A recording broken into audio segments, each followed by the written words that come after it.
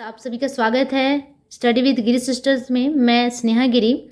हमने chapter 1 start किया था हिंदी में, एक चर वाले द्विघात समीकरण, क्लास 10th का एक्सरसाइज 1.3 हमने स्टार्ट किया था और क्वेश्चन नंबर 8 और 9 हमारा बस लेफ्ट रह रहा था और बाकी हमने सारे क्वेश्चंस इस एक्सरसाइज में कर लिए थे। तो चलो उसे भी आज पूरा कर लेते हैं, क्वेश्चन नंबर 8 और 9। देन देखते हैं कि क्या है क्वेश्चन नंबर 8 में। देख सकते हो आप, मेरा बुक फट चुका है तो इसे मैं हटा ही दूँ। ठीक है, क्वेश्चन नंबर 8 में देखो क्या कह रहा है। पढ़ना एंड पीयूष एक साथ काम को अगर 4 दिन में करते हैं, अलग अलग काम करने में पढ़ना को जो समय लगेगा पीयूष को उसकी अपेक्षा 6 दिन अधिक समय लगता है। पढ़ना अकेले कितने दिन तक वह काम खत्म कर पाएगी, हिसाब करके बताए। मतलब अगर दोनों मिलकर काम करते हैं तो 4 दिन में तो उसको खत्म कर देते हैं, बट अलग अलग काम करते हैं तो पढ़ना को जो समय लगता है पीयूष को उससे 6 दिन का ज़्यादा टाइम लगता है। तो पढ़ना अकेले अगर कितने दिन में वह काम खत्म कर पाएगी, अगर वो अकेले करती है पढ़ना तो कितने दिन में ख़त्म कर पाएगी, ये हमें फाइंड करना है। तो इसके लिए हमें पहले तो इक्वेशन फॉर्म करना होगा और उसकी हेल्प से हमें पढ़ना कितने दिन में काम को ख़त्म करती है वो हमें निकालना है। तो चलो इसे बनाते हैं।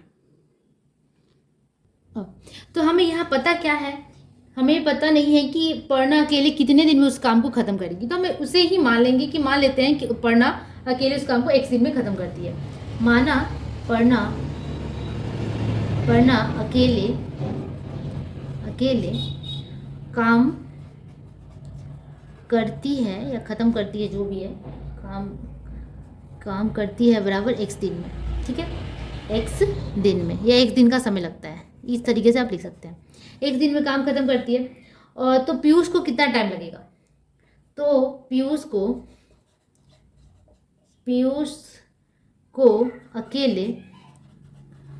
अकेले समय लगेगा बराबर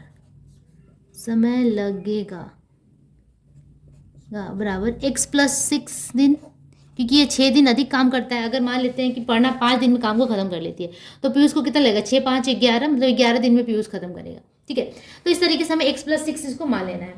अब दोनों मिलके क्या करते हैं, 4 दिन में ही काम को ख़त्म कर लेते हैं। ठीक है, तो दोनों मिलकर समय लगाते हैं बराबर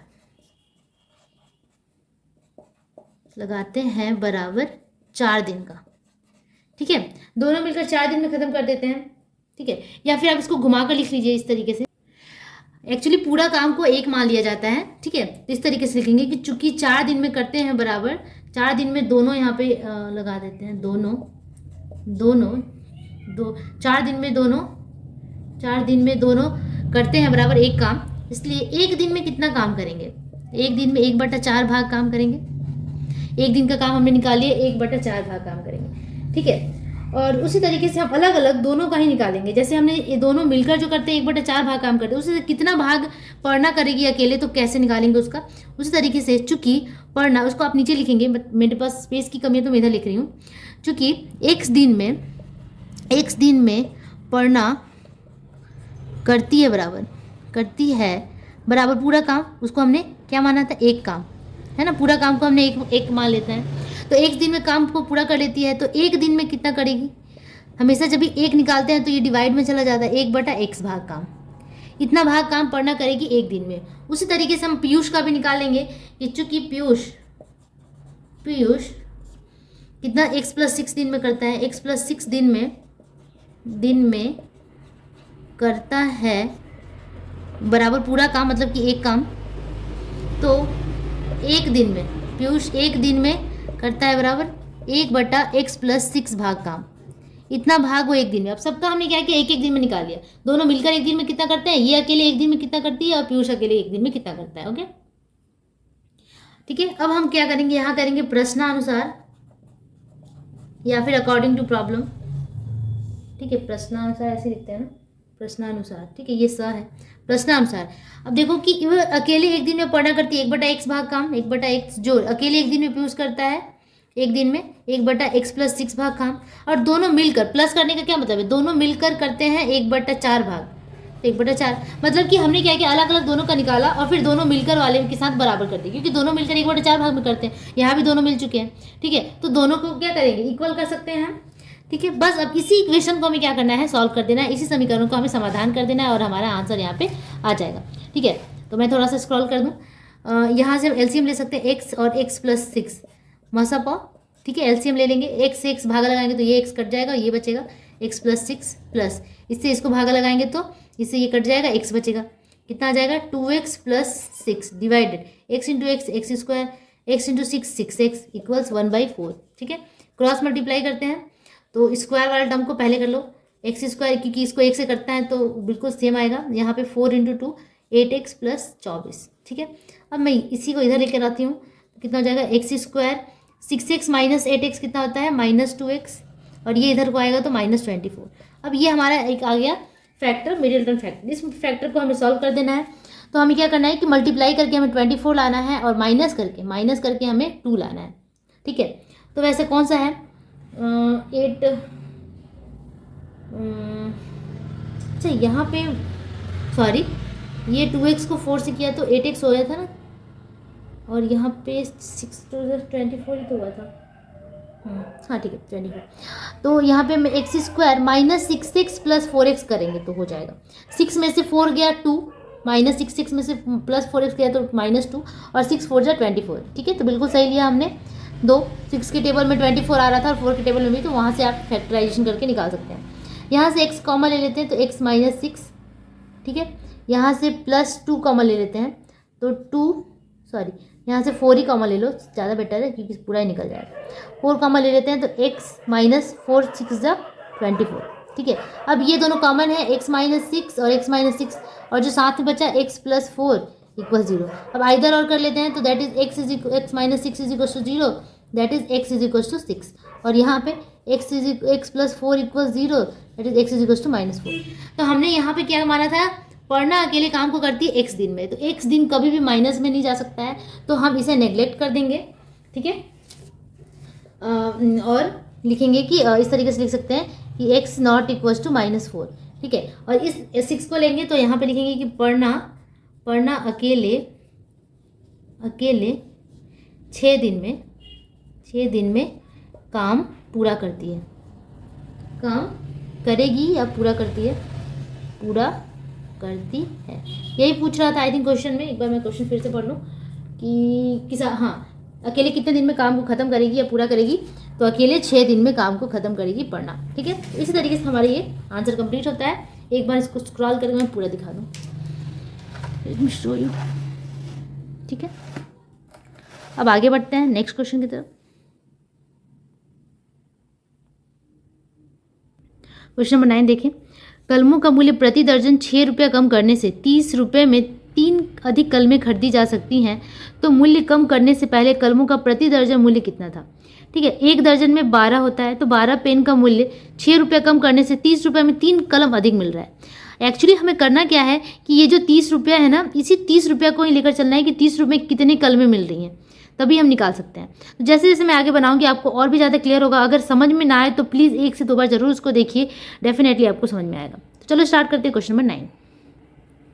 यहाँ पे क्वेश्चन में क्या कह रहा है, कलम का मूल्य प्रति दर्जन 6 रुपया कम करने से।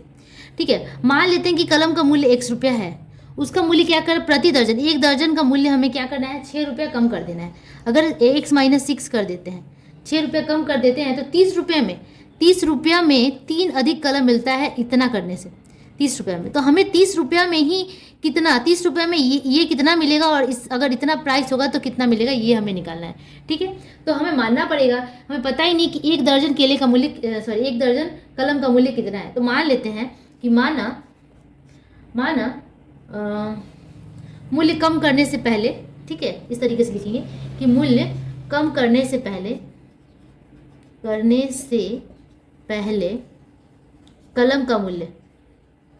कलम का प्रति दर्जन, मतलब एक दर्जन, प्रति दर्जन मूल्य बराबर x रुपीज़ था। ठीक है, माना मूल्य कम करने से पहले कलम का प्रति दर्जन मूल्य कितना था, तो x था।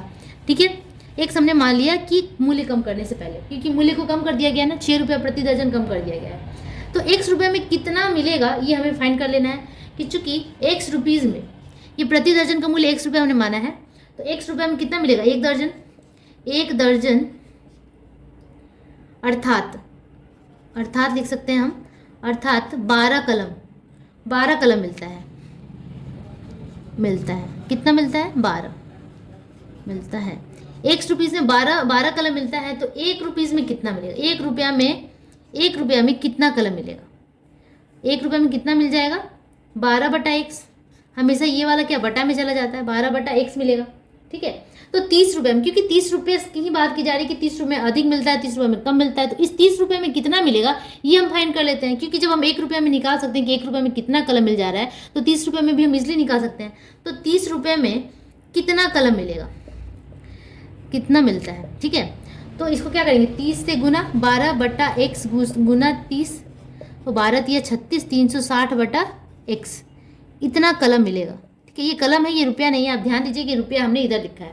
ठीक है, तो इतना कलम मिलेगा 30 रुपये में। उसी तरीके से अगर 6 रुपया कम कर दिया जाए प्रति दर्जन, ठीक है, तो 1 दर्जन का मूल्य हमने 1 रुपया मान लिया। अगर 6 रुपया कम कर दे प्रति दर्जन, तो अब कितना मूल्य हो जाएगा? अब लिख सकते हैं कि कलम का मूल्य 6 रुपया प्रति दर्जन कम करने पे, दर्जन कम करने पर मूल्य कितना हो जाएगा? पहले था ₹1 1 दर्जन का दाम, अब x - 6, इतना रुपया हो जाएगा। कितना? 6 रुपया कम करने के बाद। ठीक है, क्योंकि ये कम करने से पहले हमने x माना था, लेकिन 6 रुपया कम करने के बाद उसका मूल्य हो गया x - 6। तो इसमें भी एक दर्जन हमें कलम मिलता है, पेन मिलता है। तो 1 दर्जन का मतलब 12 पेन मिलता है। तो हम लिखेंगे कि चूंकि x - 6 रुपया में कलम मिलता है बराबर कितना? 12। इतना रुपया में 12 मिलता है, तो 1 रुपया में कितना मिल जाएगा ये हम निकाल सकते हैं। 1 रुपये में 12/x - 6 कलम मिलेगा। तो 30 रुपये में कितना मिलेगा? 30 रुपया में कितना कलम मिलेगा? मैंने बोला था कि 30 को लेकर ही चलना है, क्योंकि 30 ही मेन फैक्टर है यहाँ पे कि 30 में कितना हो रहा है, 30 में कितना हो रहा है, तो 30 से गुना। अब यह हो गया 12×3 = 36, 360/x - 6। ठीक है, अब आप ध्यान से देखो कि क्वेश्चन में क्या कर रहा है कि 1 रुपया अगर प्रति दर्जन हमने लिया था तो इतना कलम हमें मिला था, और अगर हमने x - 6 रुपया प्रति दर्जन लिया तो हमें कितना कलम मिल गया? इतना मिल गया। और क्वेश्चन में कह रहा था कि अगर 6 रुपया कम करने पे, मतलब इतना अगर दाम हो जाता है x - 6, तो 3 कलम अधिक मिलता है। 3 कलम अधिक मिलता है, मतलब कि अगर दाम कम हो गया, कम वाला कितना है? इतना है। दाम कम हो गया था तो ये वाला है, तो दाम कम होने के बाद 3 रुपया अधिक मिलता है। इसका मतलब अब हम प्रश्नानुसार में जो बैठाएंगे वो उसको इस तरीके से कर सकते हैं कि प्रश्नानुसार अगर दाम कम करने पे इतना है, 360/x - 6 इतना कलम मिलता है दाम कम करने पे, तो 3 कलम अधिक मिल रहा था, मतलब ये ज़्यादा है, ये ज़्यादा, हमें यहाँ कलमों की संख्या ज़्यादा होगी। ठीक है, तो इसमें से अगर इसको घटा दे तो हमें 3 मिल जाएगा बराबर 3। बस यही हमारा इक्वेशन है और इसी को हमें सॉल्व करना है। तो यहाँ से हमें क्या करना है? बहुत ही ट्रिकी सॉल्व कर देना है। यहाँ से एलसीएम ले लेना है, x × x - 6, x - 6 कट गया, 360 गुना x घटाओ, यहाँ से x से x कट गया, इससे इसको मल्टीप्लाई करेंगे तो x - 6 से 360 करेंगे तो 360x, और ये -6 से -360 को करेंगे तो माइनस माइनस प्लस आ जाएगा, गुना करने पर 2 1 6 0 2160। ठीक है, अब हम इसे क्या करते हैं? सॉल्व। ओके, तो यहाँ पे कटने के बाद कितना आ गया? 2160/x × x - 6 दिख रहा होगा = 3। अब देखो 3 क्या है? ये ऊपर है। ठीक है, ऊपर हम काट सकते हैं, तो ऊपर काटने के बाद हमारा कितना आ जाएगा? इसको काट देंगे तो आ जाएगा आपका 3 × 7 = 21 और 3 × 2 = 6 0 720। 3 से इसको काटने पे ऊपर कटता अगर बीच में इक्वल का साइन हो तो। ठीक है, तो 720 बटा इसको मल्टीप्लाई कर देंगे तो x² - 6x बराबर 1। ठीक है, अब क्रॉस मल्टीप्लाई करते हैं तो x² - 6x बराबर 720, दैट इज हम लिख सकते हैं कि x² - 6x - 720 बराबर 0। अब हमारा फैक्टर निकालना है किसका? हमें माइनस करके चाहिए 6 और गुना करके चाहिए 72। ठीक है, 720 सॉरी। तो देखो कि 720 चाहिए हमें, तो 24 3 होता है 72। तो अगर 30 से मल्टीप्लाई कर देंगे मतलब कि x² - 30x प्लस 24x, मतलब 30 में से 24 को घटाएंगे तो 6 भी आ जाएगा, और 30 गुना 24 करेंगे तो 720 भी आ जाएगा, -720 बराबर 0। बस इसे मिडल फैक्टर कर लो, x कॉमन, x - 30 यहाँ से 24 कॉमन, 24 कॉमन, तो x माइनस 30 इक्वल 0 आया। क्या हमारा आ गया x माइनस 30 कॉमन और यहाँ पे x प्लस 24 इक्वल 0। ठीक है, तो 24 कभी भी कलम का मूल्य ऋणात्मक नहीं होगा क्योंकि यहाँ x बराबर माइनस 24 आ रहा है, तो x not equal to minus 24 ऋणात्मक नहीं हो सकता। तो x यहाँ पे आ रहा है x माइनस 30 बराबर 0, दैट इज x बराबर 30। x किसको माना था हमने? 1 दर्जन कलम का मूल्य। ठीक है, तो यही क्वेश्चन में पूछ रहा था कि मूल्य कम करने से पहले कलम का दाम कितना था प्रति दर्जन। ठीक है, तो मूल्य कम करने से पहले हमने यहाँ पहले ही मान लिया था कि मूल्य कम करने से पहले कलम का प्रति दर्जन मूल्य x था और x की जगह हमारे कितना आ गया 30। तो हम लिख देंगे कि मूल्य कम करने से पहले प्रति दर्जन कलम का दाम। ठीक है, प्रति दर्जन कलम का दाम कितना आ गया 30 रुपया। ठीक है, प्रति दर्जन यहाँ पे स्पेस नहीं है, सॉरी, दर्जन कलम का मूल्य। ठीक है, बराबर 30 रुपया। ठीक है, तो यही आपका आंसर हो गया। आपको समझ में आ गया होगा कि आंसर को किस तरीके से लिखना है। जो हमने माना था उसी तरीके से लिखना है। यहाँ पे बस 30 पुट कर देना है नीचे, क्योंकि स्पेस नहीं है तो मैंने पूरा नहीं लिख पाई। ठीक है, तो होपफुली आपको ये पूरा आंसर समझ में आएगा। बहुत ईजी है, कुछ भी टफ नहीं है। अगर नहीं समझ में आया तो 1 से 2 बार देखिए, जरूर समझ में आएगा। और इसके बाद हम नेक्स्ट क्लास में, नेक्स्ट वीडियो में मैं आपका एक्सरसाइज 1.4 स्टार्ट करूँगी। तो मेक श्योर कि आप चैनल को सब्सक्राइब कर दीजिए ताकि आपको सारे सोल्यूशन का नोटिफिकेशन मिलता रहे कि कब कौन सा सोल्यूशन आ रहा है। ठीक है, और बेल आइकन को भी दबा दीजिए। ओके, तब तक के लिए keep taxing and keep watching, don't forget to share and subscribe. Bye bye.